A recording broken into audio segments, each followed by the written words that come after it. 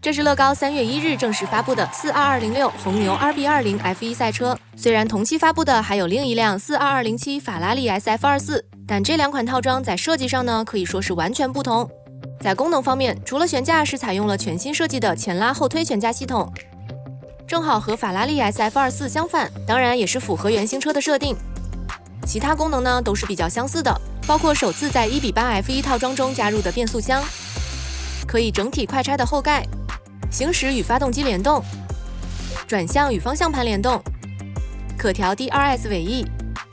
以及一定程度上的模块化设计。不过这辆 RB20 的模块化思路和架构，相对于法拉利 SF24 呢，也是完全不一样的。另外，这辆 RB20 在零件数上要比法拉利多出来接近300片零件，所以通过本期深度评测，我们一方面来详细了解一下这款套装的具体表现，另一方面也看一下多出来的这些零件到底是冗余设计，还是带来了更多的细节。先看包装，彩盒仍然是18加套装的一贯风格，背面除了另一个视角的成品图，下面还可以看到63.5厘米的尺寸标识，以及变速箱和差速器，还有方向盘与前轮同时回正的细节图。打开彩盒，1639片零件一共是分成了11个零件分包，10个大步骤。拼搭手册也是采用了牛皮纸袋包装，大概有1厘米的厚度。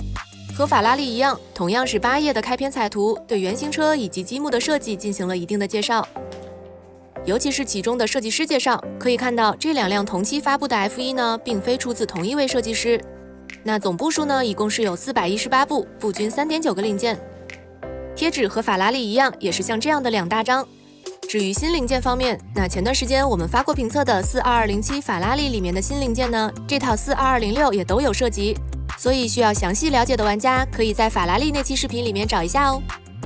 下面我们重点来看一下内部设计。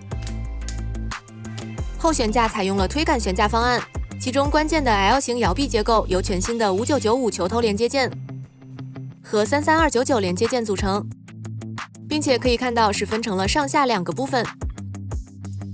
摇臂的一端，也就是通过5995的球头连接从悬挂驱动桥底部伸上来的推杆，另一端则是连接中间纵置的小号硬币阵。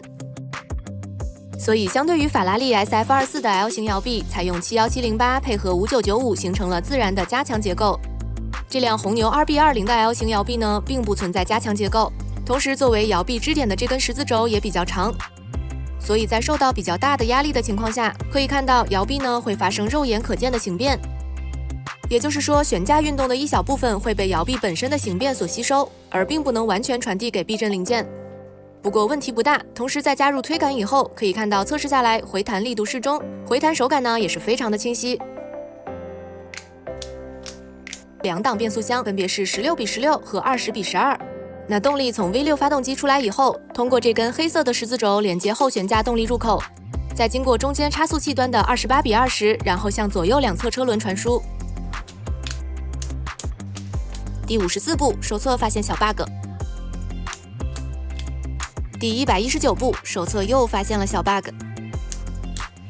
和后悬架不同，前悬架采用了拉杆悬架系统，不过相同的是 ，L 型摇臂同样是由5995和33299组成。可以看到，拉杆从悬挂驱动桥的上方向下延伸到车底位置，然后连接摇臂结构。测试下来 ，L 型摇臂同样会存在轻微的形变。不过回弹手感呢，也都是非常清晰的，也就是说并不是什么问题。再看转向和方向盘联动结构，和 SF24 相同的是，方向盘同样是通过一组8:8的齿轮组和转向齿轮连接。那么其中涉及到的前轮和方向盘需要同步回正的相关操作方法，也就是我们需要把这枚转向用的12齿齿轮旋转1个齿，这个操作呢和 SF24 也是一样的。以及我们同样也可以在 RB20 的手册中看到这枚12齿齿轮，和 SF24 一样都是旋转了1个齿的，只是乐高都没有在2本手册中对此进行相关的提醒。另外，转向结构中的这组20:12的齿轮组，同样也是在后面会连接车顶过来的手动转向动力。到这里，我们就可以看到整个底盘主体的4个大模块了。大模块合体呢，也是非常的轻松。尤其是合体后的前后2个大模块，在进一步合体的时候，完全没有涉及到任何的插销与销孔之间的对位，并且合体后我们也可以看到，整个底盘主体呢确实是非常的牢固。来到外观搭建部分，这辆红牛 RB20 在外观模块设计方面，并没有采用法拉利 SF24 的外观大模块方案，而主要是由一个个的小模块组成。不过合体相关操作也是比较轻松的。那么还是和法拉利 SF24 一样，大概用了7个小时左右。最终拼好的成品长63.5厘米，重1.51公斤。虽然零件数多了20%，但在重量方面，相对于法拉利 SF24 的1.35公斤，只重了大概12%。一定程度上也说明这辆红牛的小零件的使用比例呢是相对高一点的。外观方面，前翼同样是通过多层科技面板对原型车的多层翼片进行了搭建，和法拉利 SF24 一样，都是只搭建了3层，然后通过贴纸表达出4层的感觉。两侧的端板也是采用了全新的搭建方式，创建出来的端板角度更加贴近原型车，并且相对于法拉利 SF24， 这辆红牛 RB20 的两侧端板的形状看起来会更加还原，而 SF24 看起来呢会稍微短了那么一点。再看前鼻部分，首先鼻锥不但通过贴纸还原出了鼻锥前沿的半圆形曲线，这种采用科技面板整体搭建的方式呢，也是让整个前鼻锥看起来更加流畅自然。另外，整个前鼻靠近驾驶室的部分也并没有采用法拉利 SF24 以及此前的奔驰 F1 的弧面科技面板的搭建方案，取而代之的是平面科技面板外加整体斜面角度创建的搭建方式，因此并不存在莫名其妙的鼓起来的问题。再看前轮上方的叶片以及两侧的轮毂盖都是做到了搭建。来到车身中部，黑漏人字拖采用了和 SF24 类似的搭建方案。两侧的后视镜则是通过十字轴向外延伸到合适的位置，相对来说 SF24 的方案就稍显敷衍了。来到侧厢部分，设计师同样也是主要通过3段弧面对原型进行了还原，包括俯视视角下的侧面弧度、侧厢顶部逐渐向下的弧度，以及侧厢底部的弧度。值得注意的是，在进气口的下方侧厢内部这里，这是一个并不容易看到的位置，但设计师甚至通过一块科技面板还原出了侧厢底部向下倾斜的风道。那这个设计在法拉利 SF24 上面是没有的。而侧厢前方靠下位置这里，我们还可以看到设计师通过几片大刀零件对原型的分流板进行了搭建。虽然 SF24 也有这个设计，但似乎 RB20 的方案看起来会更酷一些。最后是车尾，可以看到设计师不但在尾翼两侧的端板位置使用了凹面科技面板，也是对原型车的还原。另外，甚至还还原出了两侧竖向的端板灯，同样也是 SF24 没有的设计。好啦，那么看到这里，大家可以给这辆红牛 RB20 的外观打多少分呢？接下来简单看一下功能测试。虽然评测中我们有提到这辆红牛 RB20 前后悬架的 L 型摇臂的强度表现并不如法拉利 SF24， 但实际测试下来，前后悬架的回弹表现还是非常稳定可靠的。不但行程清晰，同时也可以看到绝大部分的悬架运动都可以被避震零件所吸收。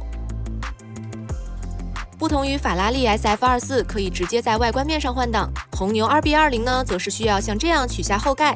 同样的，把拨杆向前推是高速档，发动机联动速度比较慢；拨到中间则是空档，发动机不联动。那向后拨则是低速档，发动机联动速度呢也是比较快的。转向和方向盘联动和 SF24 表现没有差别。按照评测中提到的方法，在前轮回正的时候，方向盘会有一个 7.5 度的并不容易被看出来的角度差。不过前轮叶片和 SF24 不同的是，在转向的过程中，叶片会和车轮转向同步运动。而 SF24 呢是完全静止的，也就是被固定住的设计。最后是 DRS 尾翼的手动可调，自然也是没有问题的。